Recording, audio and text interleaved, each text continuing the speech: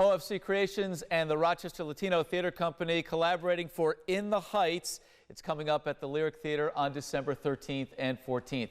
I am delighted to welcome back to the program Eric Johnson and Annette Ramos. Great to have you here. Thank you. Thank you. Eric, tell us about the collaboration and bringing Into the Heights back to the stage here in Rochester. Well, this is actually the second time that we've had a collaboration between OFC and Rochester Latino Theater Company.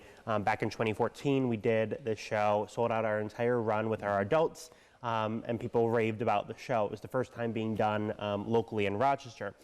So now we wanted to bring it back, but this time with teenagers. So we have 50 kids in this show performing the full-length show. It's not a shortened version. It's the full musical, and they're doing an amazing job. It's really a spectacular undertaking for these kids.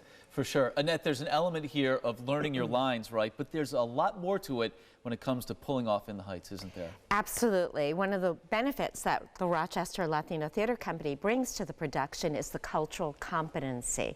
So the youth are really engaged in the history of the play and where it took place, the migration of people across America, and the influence of that migration not only within the production, but within their own families as well. You're asking them to kind of take a look inside as well. You have an initiative called Yo Soy.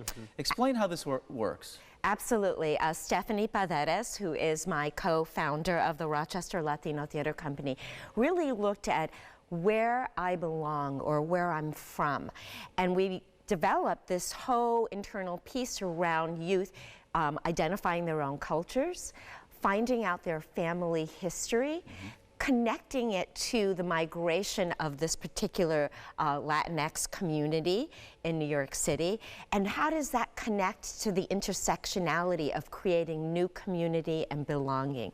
In any production we create community, this really deepens their understanding. They'll also have visual displays at the theater during the run of the show of their own internal work and their own family history. And that connects multi-generations as well as multi-cultures within this one production. Eric, you're really bringing a lot to bear here with this. Not just a wonderful production, but really a holistic experience for these young actors. And you know, we really try to make the whole, not only the process, but also the performances an experience. So at the shows, when audiences arrive, you can expect to smell empanadas and smell the food that we'll be serving in the lobby. We'll have a live band playing in the lobby too. So there's a lot of things that are happening that is more than just putting on another show, right? We want the not only the cast, but also the audience to have a full experience. Sold.